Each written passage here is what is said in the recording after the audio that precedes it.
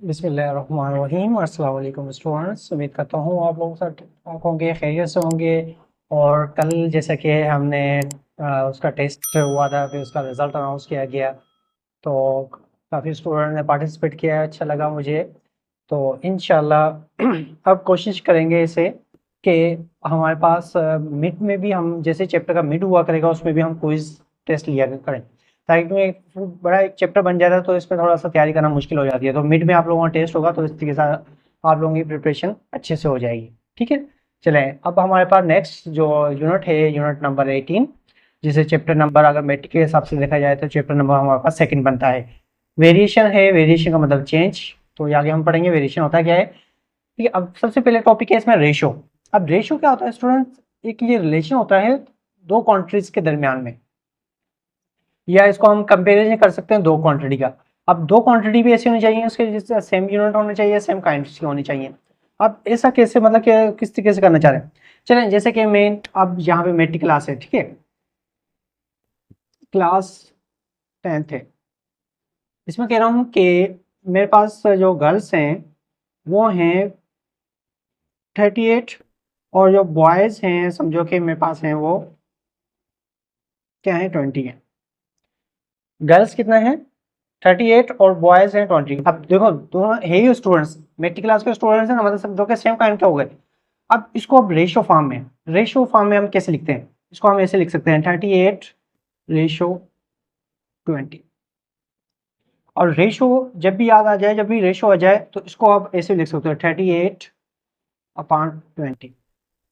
मतलब बात एक ही है, रेशो या फ्रैक्शन फॉर्म, बात एक ही अपान फॉर्म में। अब जब भी हमें पता है कि अपान फॉर्म में होती है तो हम उसको बस सिंपलेस्ट फॉर्म में लिखते हैं। जैसे अगर मैं इस पर टेबल लगाऊं तो टेबल कौन सा लग रहा है, इस पे लग रहा है 2 का टेबल 90 टाइम, इस पे लग रहा है 10 टाइम। तो इसका मतलब है कि मेरे पास जो रेशो बन रहा है वो 19/10 बन रहा है। ठीक है, तो इसका मतलब कहते हैं कि हम गर्ल्स तो 38 है, बॉयज 20 है, लेकिन अगर हम रेशो के हिसाब से बताएंगे कि इसके सिंपलीफाई कि अगर इन दोनों के दरमियान में कंपैरिजन है कि गर्ल्स जो है वो 19 रेशो है और बॉयज का जो रेशो है वो 10 है, मतलब 19/10 के हिसाब से इनका रेशो चल रहा है। तो इसको आप ऐसे लिख सकते हो कि A/B, मतलब ए आपका 19 है और बी क्या है, 10 है। अब अगर मैं कहूं कि इनको मैं 3 गुना बढ़ा दूं, अब आप क्या करोगे, मैं कहता हूं कि अगर मैं गर्ल्स 3 गुना बढ़ा दूं, बॉयज भी 3 गुना बढ़ा दूं, तो आप क्या करोगे, सिंपल 3 से इसको भी मल्टीप्लाई करोगे, 3 को इससे भी मल्टीप्लाई करेंगे। अगर मैं कहता हूं 5 गुना बढ़ा दें तो आप 5 से मल्टीप्लाई, मतलब ये सिंपलेस्ट फॉर्म हो जाती है। उसके बाद अगर आप मल्टीप्लाई करते जाओगे, उसमें कुछ ऐड करते जाओगे, वो सब में क्या होता जाएगा, उसी रेशियो के हिसाब से वो बढ़ता जाएगा। ठीक है, अब इसमें क्या होता है हमारे पास, ए जो होता है हमारे पास क्या होता है, जिसे कहते हैं हम फर्स्ट टर्म, इसे क्या कहते हैं, फर्स्ट टर्म। ये ऑर्डर लाजमी करता है फर्स्ट, और ये होता है हमारे पास सेकंड टर्म। क्योंकि ए अपान बी, बी अपान ए नहीं हो सकता, जो फर्स्ट टर्म है वो फर्स्ट टर्म में होगा, सेकंड टर्म सेकंड ही होगा। और फर्स्ट टर्म को दूसरा नाम क्या कहते हैं, इसे हम क्या कहते हैं, एंटीसीडेंट। फर्स्ट को क्या कहते हैं, एंटीसीडेंट, और सेकंड को हम क्या कहते हैं, कॉन्सिक्वेंट। कॉन्सिक्वेंट, ये टर्म याद होने चाहिए, ठीक है। अक्सर आ जाता है कि फर्स्ट टर्म क्या कहते हैं, एंटीसीडेंट, और सेकंड टर्म होता है कॉन्सिक्वेंट। ठीक है, A/B या A/B भी लिख सकते हैं। और यहाँ पे कह रहा है कि ए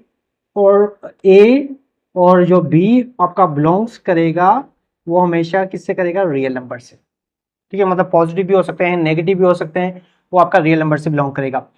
और इसके अलावा यहाँ पे कह रहा है कि जो आपका बी है वो नॉट इक्वल टू क्या हो, 0। मतलब चलो माइनस में हो सकता है, प्लस में भी हो सकता है, लेकिन 0 नहीं होना चाहिए। क्योंकि हमें पता है कि 0 के इक्वल आ जाए, जैसे कि हम कहते हैं कि A/B, तो यहाँ पे ए अगर हम कुछ भी ले लें, A 5 ले लें और B 0 ले लें, तो ये क्या होगा, इनफाइनाइट होगा। मतलब पॉसिबल ही नहीं है कि इस तरीके से हम इसको क्या कर सकें, सोल्व कर सकें।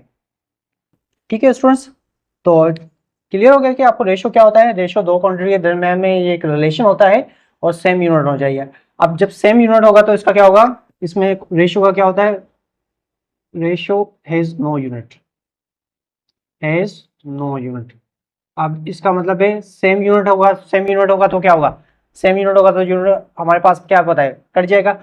जैसे अगर मैं कहता हूँ यहाँ पे मेरे पास है 15 kg और दूसरा मेरे पास है 5 kg का रेशो निकालना है, ठीक है। रिलेशन हमारे पास क्या है ना, सेम होना चाहिए, यूनिट दोनों के सेम होने चाहिए।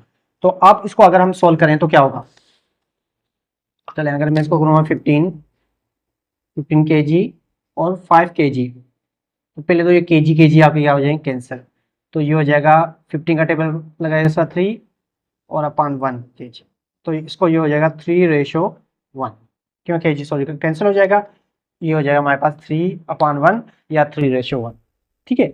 डिनोमिनेटर में हम 1 लिखते नहीं, लेकिन जब रेशियो फॉर्म में लिखेंगे तो हम इसको लिखेंगे 3:1, मतलब एक का हमारे पास 3 है बन रहा है, 3 गुना ज्यादा है, और एक का मतलब 1 से 3 गुना ज्यादा है। अगर मैं कहता हूँ कि इसमें अगर मैं 5 गुना और बढ़ा दूं तो ये कितने हो जाएंगे 15 हो जाएंगे, और ये 5 हो जाएंगे, वही हो जाएगा, मतलब 5 गुना और से बढ़ जाएगा। चलें कुछ और चीजें ले लेते हैं, एग्जाम्पल ले लेते हैं। अगर मैं कहूँ कि मेरे पास है दो रेशियो हैं, अगर मैं कहता हूँ यहाँ पे मेरे पास है 5000 ग्राम है, ठीक है, और यहाँ पे मेरे पास रेशियो है 2 kg। अब देखें स्टूडेंट्स, अब ग्राम और 2 kg का मैं इसका रेशियो निकालना चाहता हूँ कि अब यहाँ पे तो यूनिट आपका सेम नहीं आ रहा, तो आप क्या करोगे, आप ये करना पड़ेगा, या तो आप ग्राम को kg में कन्वर्ट कर लें या kg को ग्राम में, क्यों है तो यही दोनों, ये भी मास है ये भी मास है, मतलब दोनों वेट ही दिखा रहा है ना, क्योंकि काइंड तो हमारे पास सेम ही है ना, सेम ही काइंड किया है। तो आप क्या करोगे 5000 ग्राम, ठीक है, और 2 ग्राम को आप लिखते हैं, हमें पता है 1 ग्राम में कितना, 1 kg में कितने ग्राम होता है 1000, तो इसको अगर हम मल्टीप्लाई कर लें 1000 से तो ये हो जाएगा ग्राम में। अब ये 5000 और ये होगा 2000 ग्राम, ये भी ग्राम, अब ये भी ग्राम, अब सेम क्वांटिटी होगी, मतलब सेम यूनिट बन गया, ग्राम ग्राम आपका कैंसिल हो जाएगा, और इसके लास्ट में 3 जीरो, इसके लास्ट में 3 जीरो कैंसिल, तो हमारे पास 5:2 हो जाएगा। तो इसका मतलब है ये इनके दरम्यान में जो रेशो बन रहा है वो मास का वो बन रहा है 5:2, मतलब ये क्वांटिटी आपकी 5 ज़्यादा है और ये क्वांटिटी आपके पास कम है, ठीक है स्टूडेंट्स, क्लियर हो गया। अगर कहीं पे मिनट्स और इसके आ जाए, मैं कहता हूँ अगर मेरे पास है 2 मिनट्स, ये वर्क कर रहा है 2 मिनट्स और दूसरा वर्क कर रहा है 60 सेकेंड।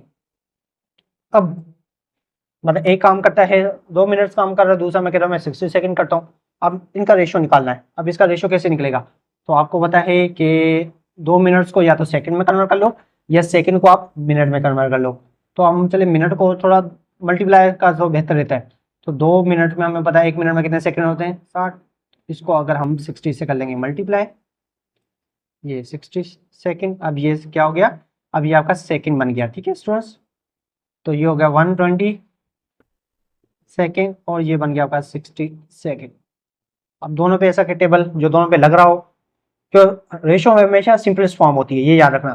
तो हम 60 का टेबल डाल रहे हैं यहाँ पे 2 सेकेंड और ये लग रहा है 1 सेकेंड, सेकेंड सेकेंड दोनों में कैंसिल, तो ये होगा 2:1, मतलब ये जो इनका काम हो रहा है वर्क हो रहा है 2:1 के हिसाब से चल रहा है, वो 2 गुना से ज़्यादा काम कर रहा है, जबकि वो इससे कम कर रहा है। 60 सेकेंड दिखने में तो ज़्यादा लग रहा है लेकिन 2 मिनट उसमें कर रहा है, तो इस वजह से हमारे पास यहाँ पे रेशो पढ़ते हैं कि उसके सेम क्वांटिटी में बता सके कि इनके दरम्यान में किस तरीके से रेशो बनता है, ठीक है स्टूडेंट्स, क्लियर हो गया। चलें इसका नेक्स्ट टॉपिक कर लेते हैं। चलिए स्टूडेंट्स नेक्स्ट है हमारे पास प्रोपोर्शन। प्रोपोर्शन क्या होता है, यहाँ पे मैंने डेफिनेशन लिखी इसकी, the equality of two ratios, the equality of two ratios मतलब दो रेशियो के दरम्यान में इक्वलिटी, मतलब इस तरीके से हो हमारे पास दो रेशियो जो आपस में इक्वल हो, जैसे कि मैं कहता हूँ कि मेरे पास एक रेशियो है ए बी और दूसरा रेशियो है सी डी, तो इसमें क्या कह रहा है कि ये दोनों रेशियो आपके इक्वल हो जाए, ए अपान बी इक्वल टू हो जाए सी अपान डी, तो इस वक्त कह सकते हैं कि ये दोनों क्या है आपस में प्रोपोर्शन है, मतलब जब दो रेशियो का आंसर सेम आ रहा है तो हम वो कहेंगे कि ये दोनों क्या है आपस में इक्वल है। इसको आप कैसे लिख सकते हो, A ratio B C ratio D, या इसको हम A ratio B double dot दोगे तो प्रोपोर्शन हो जाएगा सी रेशो डी, ठीक है, ए रेशो बी प्रोपोर्शन सी रेशो डी, ठीक है। अब इसमें क्या होता है, चलिए इसकी एग्जांपल लेते हैं कि किस किस हिसाब से हमारे पास ये दो रेशो आपस में इक्वल हो सकते हैं। चलिए मैं अगर कहता हूँ कि यहाँ पे मेरे पास थे, ये है ए, ये मेरे पास रेशो बी है, और दूसरा है ये सी है और रेशो ये डी है। अगर मैं कह रहा हूँ ये मेरे पास 15 बाय क्या है 5 है और यहाँ पे मेरे पास 18/6 है, ठीक है। मतलब इनका जो ये कोई भी काम करने वाला, ये 15 है, ये 5 है, ये 18 है, ये 6 है। अगर मैं ये से कहूँ कि 15 का अगर सिंपलेस्ट फॉर्म लूँ, ये क्या हो जाएगा? 15 5 18 6 आपका सेम हो सकता है? नहीं, सेम हो ही नहीं सकता। पहले हम इसको सिंपलेस्ट फॉर्म लिखेंगे। 5 का टेबल लग रहा है यहाँ पे 3 टाइम और यहाँ पे लगा 1 टाइम, ठीक है। और ये लग रहा है हमारे पास 6 का टेबल में लगा 3 टाइम और ये लग रहा है 1 टाइम। तो बन रहा है ना हमारे पास 6 3:1 3/1 इक्वल टू 3/1, दोनों इक्वल हो गए। तो इस बिना पर कहते हैं कि ये दोनों आपस में क्या है? प्रोपोर्शन है। या इसको दूसरे मेथड से हम ऐसे भी लिख सकते हैं A/B प्रोपोर्शन C/D। तो इस वक्त हम इसके अगर हम सॉल्यूशन करना चाहें तो कैसे करेंगे स्टूडेंट? ए आपका मल्टीप्लाई होगा डी से और बी मल्टीप्लाई होगा आपका सी से। तो इसे हम कहते हैं ये आपका AD ये होता है एक्सट्रीम, ठीक है। वो क्या हुआ आपका? एक्सट्रीम्स। तो ये होगा आपका मीन्स।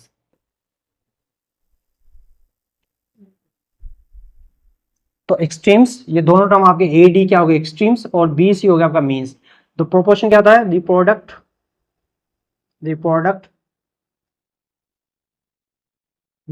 ऑफ एक्सट्रीम्स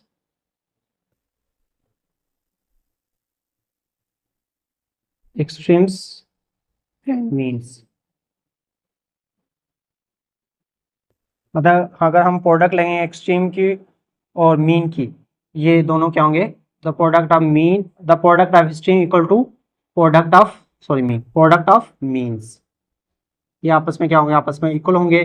तो हम कह सकते हैं ये क्या है? प्रोपोर्शन है। अब यहाँ पे इसी तरीके से अगर मैं यही लिखूं, मेरे पास क्या आ रहा था? ये बन रहा था तो अगर मैं इसको इस फॉर्म में लिखूं 15 5, ठीक है, प्रोपोर्शन 18 6। देखते हैं। अब मैंने कहा था कि आपका 15 मतलब जो इसका फर्स्ट टर्म और इसका सेकंड टर्म आपस में मल्टीप्लाई होगा, इसका सेकंड टर्म इसके फर्स्ट टर्म से मल्टीप्लाई होगा। 15 6 स्टूडेंट्स कितने बनते हैं? 15 6 बन जाएंगे हमारे पास 90। प्रोपोर्शन को हम इक्वल टू में करते हैं, 5 को 18 से मल्टीप्लाई करें 90। देखिए स्टूडेंट, तो जब हमारे पास प्रोडक्ट और मीन और एक्सट्रीम आपस में इक्वल होंगे तो समझो कि ये दोनों रेशियो आपस में क्या हैं? इक्वल हैं। तो ये से ही हम क्या कहते हैं? प्रोपोर्शन। ठीक है स्टूडेंट्स। अब इन्हीं बिना पे कई काफ़ी वैल्यूज निकाली जाती हैं कि आप अगर हमारे पास find the value of x y, चले इसके एग्जांपल कर लेते हैं हम। ठीक है, ये तो आप लोगों को समझ में आ गया होगा। चले यहाँ पे लिखा हुआ है कि find the value of x, ठीक है। अब इसमें कह रहा है कि वैल्यू मालूम करें इफ रेशियोज आर प्रोपोर्शन। इसमें कह रहा है कि दो रेशियो गिवन है जिसमें क्या कह रहा है कि find the value of x ratios are proportion. Ratios are proportion. अब मेरे पास यहाँ पे दिया हुआ है एक्स प्लस 3 + x 4, ठीक है, और दूसरा रेशियो दिया हुआ है 7/6। अब ये दिया हुआ कि ये दोनों रेशियो आपस में क्या हैं? इक्वल हैं। ये दोनों रेशियोज क्या हैं? आपस में इक्वल हैं, प्रोपोर्शन है। प्रोपोर्शन का मतलब है हमारे पास क्या होगा ये स्टूडेंट्स? इक्वल होंगे। तो इसको हम देखें, अब प्रोपोर्शन आ रहा है तो हम इसको लिखें 3 + x रेशियो 4 प्रोपोर्शन 7/6। चले इसको अब हम क्या करते हैं? Mean the product of extreme करते हैं। 6 × 3 + x, ठीक है, और 4 × 7। 3 6 18 + 6x और ये 7 4 7 28। अब यहाँ से हम क्या निकालना चाहें? x की वैल्यू निकालना चाहते हैं तो क्या होता है स्टूडेंट? x यहाँ पे देगा 28 से हमारे पास -18 और डिवाइडेड बाय क्या होगा? 6 हो जाएगा। 18 है इस तरफ माइनस हो जाएगा, 6 क्या होगा? मल्टीप्लाई, तो जो हो जाएगा 18 में से 8 गए तो कितने बचेंगे हमारे पास 10/6। अगर हम इसमें यहाँ पे लिखें तो ये बन रहा है हमारे पास x की वैल्यू आ रही है 5/3। ठीक है स्टूडेंट्स, क्लियर। या आप इसको ऐसे भी लिख सकते हो, दूसरा मेथड भी ये है कि आप 3 + x/4 इक्वल टू क्या है 7/6, ऐसे भी कर सकते हो आप। ठीक है ना, ऐसे कैसे होगा, ये क्रॉस मल्टीप्लाई होगा 18 + 6x और 7 2 18 28, वही बात होगी लास्ट में जाके वही बन जाता है। ठीक है, तो इसमें भी हमारे पास जो x का आंसर बन जाएगा 5/3। तो दोनों मेथड से करते हो, या प्रोडक्ट ऑफ मीन और एक्सट्रीम के हिसाब से कर निकाल सकते हो, या आपका आम मेथड होता है उस हिसाब से कर सकते हो, क्योंकि यहाँ पे कह रहा है कि रेशियो प्रोपोर्शन है। जब रेशियो प्रोपोर्शन है इसका मतलब दोनों रेशियो क्या है आपस में इक्वल है। चलिए स्टूडेंट्स, उम्मीद करता हूँ कि आप लोगों को आज का टॉपिक समझ में आ गया होगा। चले अब इसका नेक्स्ट जो हम करेंगे वो एक्सरसाइज सॉल्व करेंगे। तो अपना ख्याल रखिएगा। ओके स्टूडेंट्स, अल्लाह हाफिज़।